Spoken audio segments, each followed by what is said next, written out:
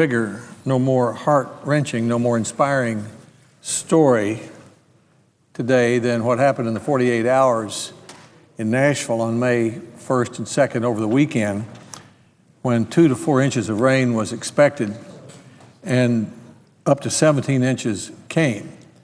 And as a result of that, from Opryland Hotel outside Nashville to Millington Naval Station near Memphis, all across Tennessee, there have been devastating floods. It is, according to the Weather Service, a 1,000-year flood. Now, I don't know how anybody knows what a 1,000-year flood is. That's a long time. But this wasn't a 20-year flood or a 100-year flood. This was a 1,000-year rainfall event that overtook the people of Tennessee. As a result, our governor, Phil Bredesen, has asked the president to identify 52 counties from the Nashville area to all the way across our state to the Mississippi River as disaster areas. The president has responded swiftly. 42 of those 52 counties have been designated as disaster areas. Some people say to me, well, there's not been so much news about this Tennessee flood. I think there are two reasons for it. One is there's been a lot of other news. Greece has been collapsing. A bomber tried to blow up Times Square. There's turmoil over immigration in Arizona. There's the Gulf oil spill, which threatens to be the worst in history. But it's important for the American people to know that the Tennessee flood last weekend is by far the largest disaster in our country since President Obama came into office, except for the oil spill in the Gulf of Mexico. And it may be that the Tennessee flood affects more people than what's happening in the Gulf of Mexico. The other reason we haven't heard so much about it is this. Tennesseans have been busy cleaning up and helping each other instead of complaining and looting. So people are hurt, thousands of people are hurt, but they're going about their business, helping themselves and helping others in remarkable and inspiring ways. I have many images over the last few days of the visits that I've made in Tennessee, at the Bellevue Community Center on Saturday morning, where there were dozens of volunteers in red T-shirts headed out in teams to help people in that area whose homes have been devastated. The image of 502 soldiers at Fort Campbell. Those are the most deployed soldiers in America. Yet the commanding officer gave them a day leave, and 502 of them formed teams and cleaned up 3 neighborhoods in Clarksville, Montgomery County.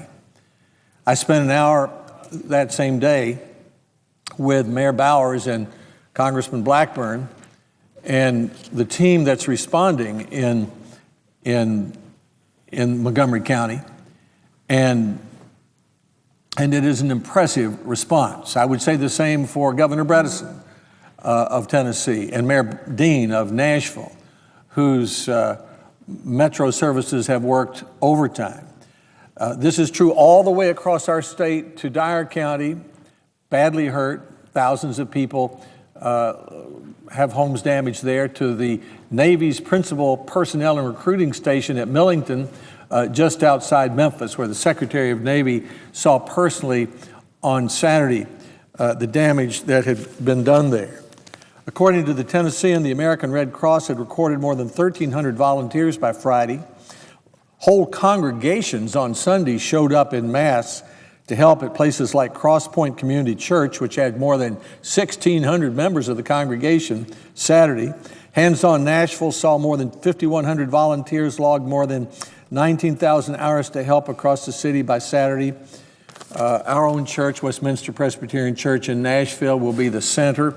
I mean, we had a lot of people going down to help with Katrina and in Gulfport. After those disasters, we'll be the center for people coming in to help the people in Tennessee. If you go through Nashville today or other parts of Tennessee all the way down to Memphis, you see thousands of front yards just littered with damage from the basements of homes. FEMA has been on the ground from the beginning, and I thank them for their prompt response. Unfortunately, we've worked with them before on tornadoes and other disasters, so they know Tennessee pretty well. By Saturday morning, 16,000 FEMA persons in Tennessee had registered with FEMA, and there had already been 750 inspections.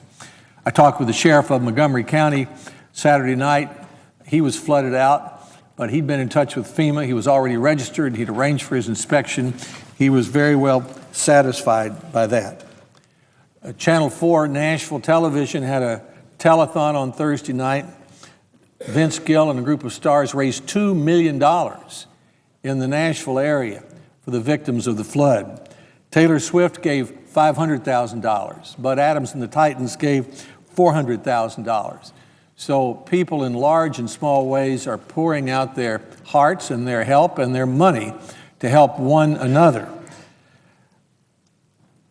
As we look forward, this is not a time to complain. I didn't hear anybody complaining this past week. As I said before, maybe that's why there's not so much news about this. But as we look ahead, I want to make sure that in the future, we make sure that we do the best possible job on handling floods, particularly that we have clear and correct information about the rising water and that we communicate it as broadly as we should.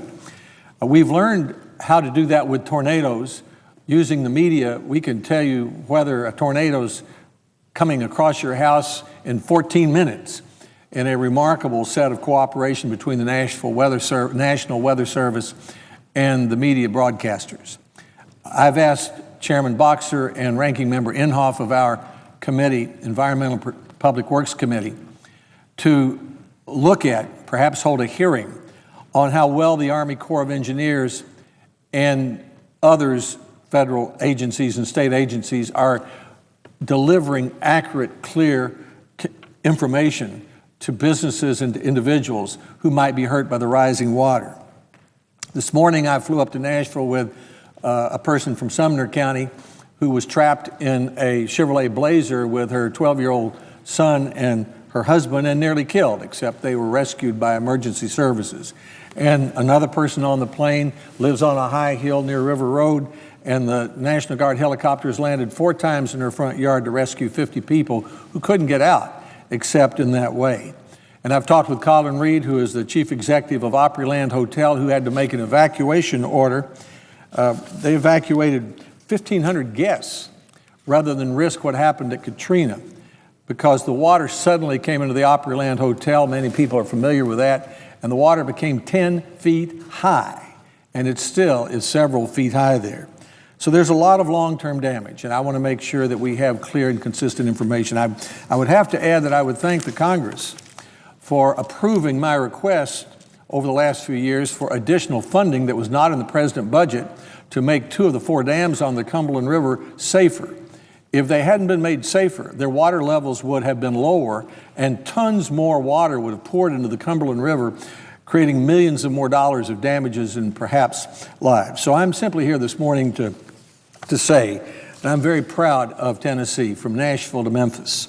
There's no bigger, more heart-wrenching, more inspiring story than these thousands of Tennesseans who suffered a 1,000-year flood, thousands of whom have losses that they understand will not be fully made whole. But they're busy not looting, not complaining. They're cleaning up, and they're helping one another. As the days go on, I'll be meeting with Senator Norway and Senator Cochran to make certain that the federal accounts that fund FEMA, economic development, community and development block grant, and other projects and other accounts in the federal government that respond to natural disasters have enough money in them to meet the federal part of the responsibility. But so far, the President, his cabinet, and others have been doing very well. The governor of Tennessee and the mayors across our state have been doing extraordinarily well. But the people who are the real heroines and heroes are the men and women of Tennessee who have been hurt, or their neighbors who are busy cleaning up and helping one another. I thank the President. I yield the floor. Mr. President.